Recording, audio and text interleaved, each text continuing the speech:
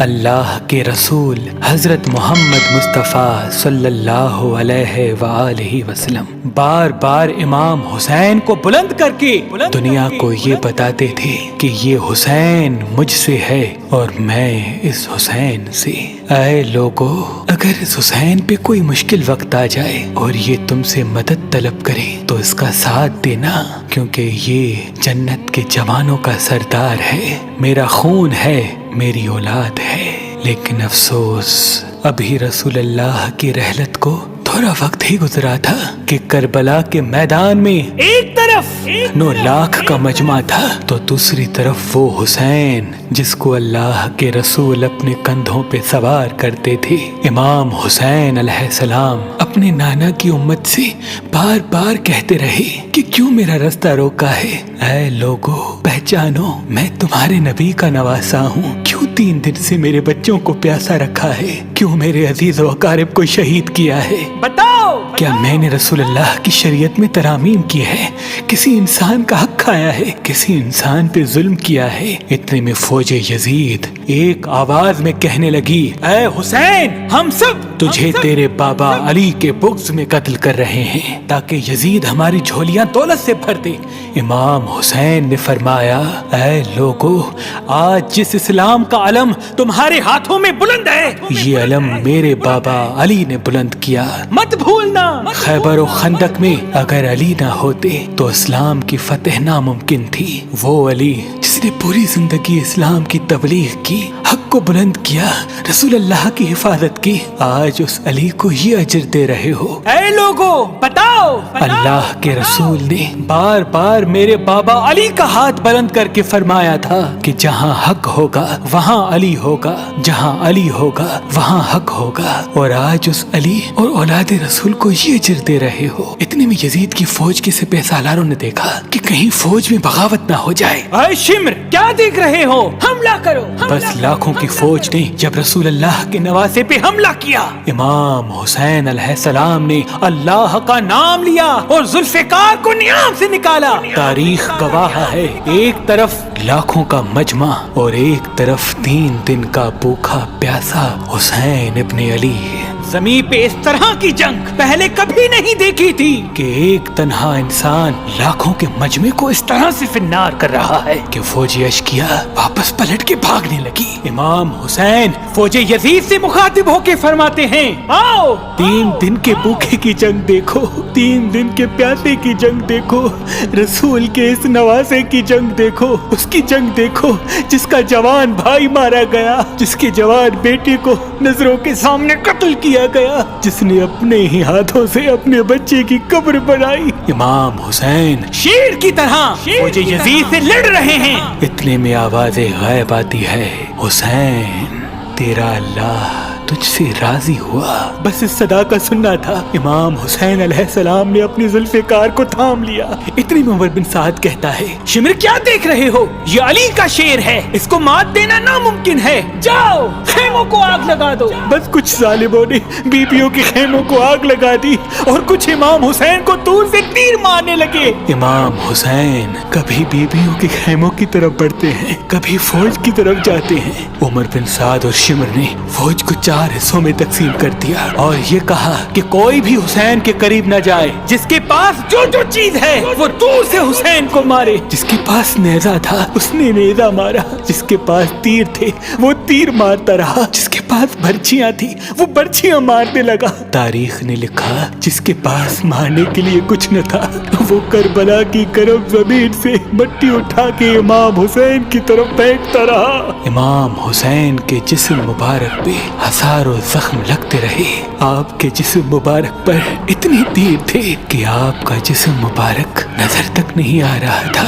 بس جیسے ہی نواسا رسول گھوڑے کی زین سے زمین پہ آتے ہیں، فوج یزید جھومنا شروع کر دیتی ہے، لیکن اتنے میں وہ گھوڑا جس پہ آپ سواری کیا کرتے تھے وہ امام حسین کے چاروں طرف گھومنا شروع کر دیتا ہے تاکہ ان تیروں سے میں اپنے آقا حسین کو بچا لوں۔ وہ گھوڑا دوڑ ہی رہا تھا، اتنے में उमर बिन साद ने कहा, ऐ लोगो रुको, मैंने अपनी आंखों से देखा था इस घोड़े पे अल्लाह के रसूल सवारी करते थे, कहीं तीर इस घोड़े को न लगे, और यूं तीरों को चलाना बंद किया गया।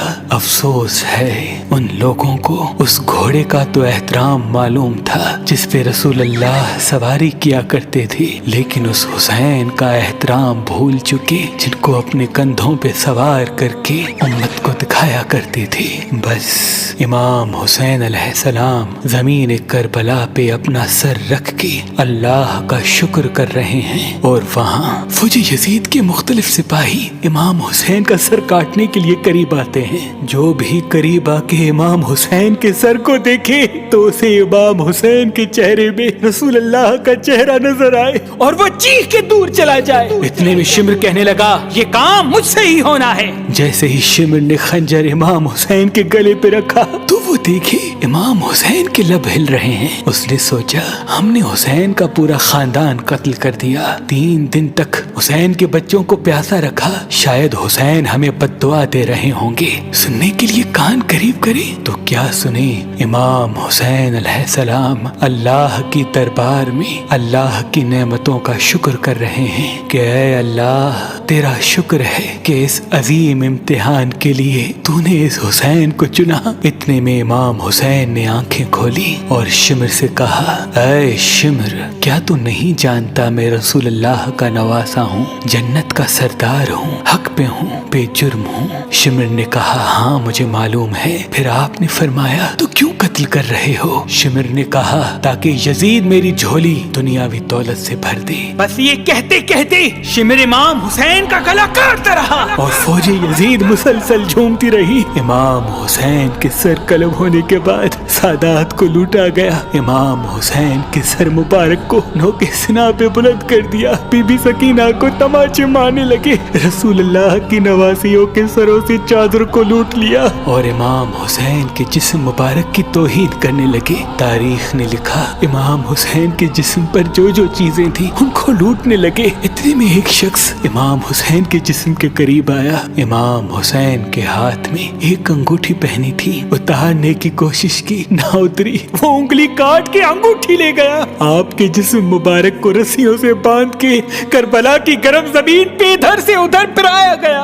इतने में उमर बिन साद ने कहा, ऐ शिमर, हुसैन और उसके साथियों की लाश का वो हश्र करते हैं कि रहती दुनिया तक कोई भी यजीद के खिलाफ आवाज न उठाए। सबके जिस्म से सरों को काट लो और सबकी लाशों को पामाल कर दो। जमीन करबला गवाह है, कहीं से कोई कबीला उठ के आता है और कहता है कि हम हुर की लाश को पामाल होने नहीं देंगे। कहीं बीबी उम्मे लैला का कबीला आके कहता है कि हम अली अकबर का लाशा पामाल होने नहीं देंगे। कहीं बीबी रुबाब के कबाइल के लोग कहते हैं हम अली असगर का लाश पामाल होने नहीं देंगे। एक एक शहीद की लाश पामाल होने वाली जगह से हटाई गई। तारीख गवाह है, सिर्फ रसूल अल्लाह का अकेला नवासा करबला की गर्म जमीन पे पड़ा रहा और मगरिब के घोड़े मशरिक की तरफ, मशरिक के घोड़े मगरिब की तरफ दौड़ते रहे। इमाम हुसैन का जिस्म पामाल होता रहा। इमाम जाफर सादिक अलैहिस्सलाम फरमाते हैं, मेरा सलाम हो मेरे उस गरीब दादा पर जिसकी लाश को इस तरह से पामाल किया गया कि उनकी दाईं पसलियां बाईं पसलियों की तरफ चली गई और बाईं पसलियां दाईं पसलियों की तरफ चली गई, जिनका सीना और पुश्त एक साथ हो गया। सलाम हो मेरे उस बेवतन दादा हुसैन पर जिनके जिस्म मुबारक के टुकड़ों को जमीन करबला पे बिखेरा गया। सलाम हो, सलाम हो, सलाम हो। बिखेरा गया।